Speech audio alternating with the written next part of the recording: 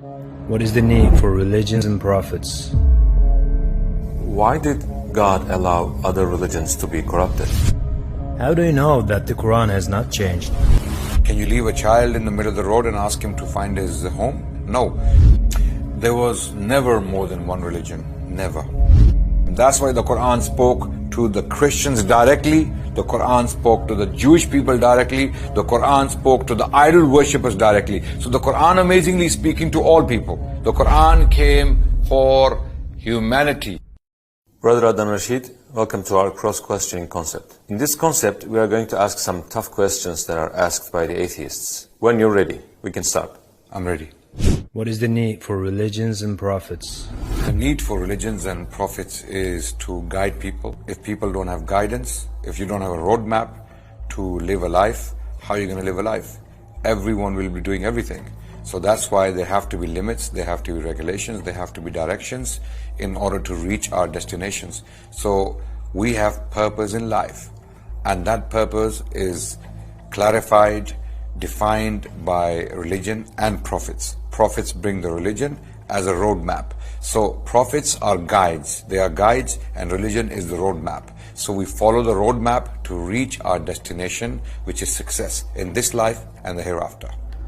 Can't we understand it on our own? Can you leave a child in the middle of the road and ask him to find his home?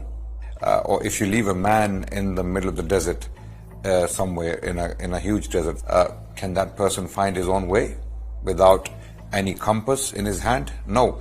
So to find way, you have to have direction. You have to follow stars. You have to follow footsteps. You have to follow those paths people have already walked on. So that's why directions and instructions are absolutely crucial for one to find way. So that, just like you cannot leave a man in the middle of the desert without any directions and expect him to find his way, just like that, every human needs directions in life to be successful, spiritually as well as physically. Can't the purpose of life be found without having a prophet? It would be impossible to do that because, first of all, how would a person define the purpose of life without a prophet coming from God telling you what the purpose of life is?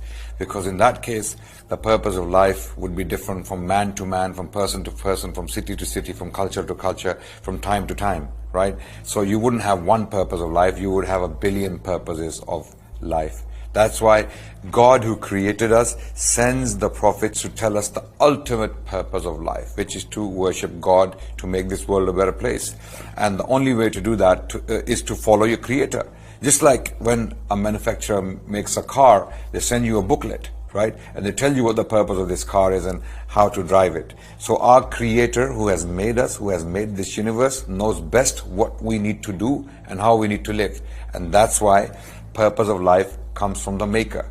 If there is a Maker and there is a Maker, then He's the one we follow, and His instructions are more important than anyone else's. Why did God allow other religions to be corrupted? God allowed other religions to be corrupted because they were not for eternity. They were not for all of humanity. They were sent for specific people in specific times. And if those religions were not changed, then those people would continue to follow them as the truth, or as the ultimate truth, or as the truth for eternity.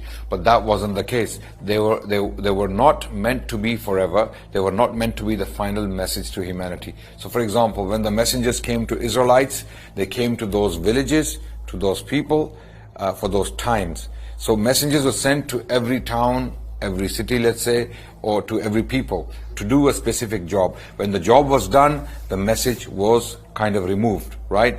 Cancelled, right? Because a new message would come afterwards. So when new message was coming, what's the point of keeping the old message? So it was, in my opinion, a deliberate method of God telling humanity that this is not for everyone. This is not for all of you. This is for those people for that time, and there is something new coming in the future. Couldn't a single religion come from the beginning? There was never more than one religion. Never.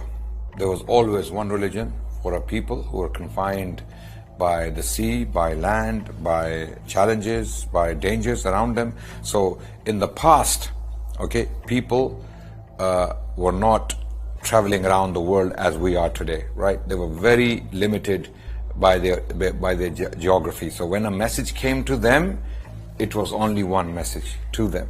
Okay, so when Lut came, he came to his people. Lut did not go to the people of Ibrahim. When Yahya alayhi salam came at the time of Isa alayhi salam, Yahya alayhi salam was doing his own job. Isa alayhi salam was doing his own job, right? So even though there could be two prophets at the same time, right? But they are sent for specific jobs to do specific things. So there was only one message with one prophet to one people, right? There was never another message for them, okay? The Quran is unique. The Quran came at a time when the world had become very dynamic. People, especially in the Middle East, they got to know each other. The Christians and the Jews and the Arabs knew each other quite well, right? So the Quran came for all of them. That's why the Quran spoke to the Christians directly. The Quran spoke to the Jewish people directly. The Quran spoke to the idol worshippers directly. So the Quran amazingly speaking to all people. The Quran came for humanity. The Quran came for An-Nas. An-Nas means people. How do you know that the Quran has not changed?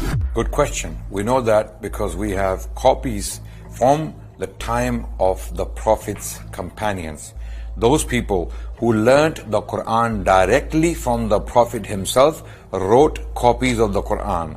Those copies are still available today to us. We can still see them, we can still read them. One of them is found in Topkapi Palace in Turkey. Another one is in St. Petersburg. One is in Tashkent. One is in Hosseini Mosque in Egypt. And there are Sana manuscripts. They have been documented. So we can read the Quran from the first century of Islam, when many companions of the Prophet Muhammad were alive, who were themselves potentially reading from these copies. We have those copies. When we do a comparison between those copies, the text and the text we read today, it is exactly the same word by word. Word by word, the copies read by the companions, the disciples of Prophet Muhammad sallallahu alaihi wasallam are exactly the same as copies we read today. This is how we know that the Quran has not changed. Thank you for answering our questions. We'll be returning back with tougher questions. Okay, no problem. Bring those questions on and we will do the same, inshallah. We will try our best to answer them.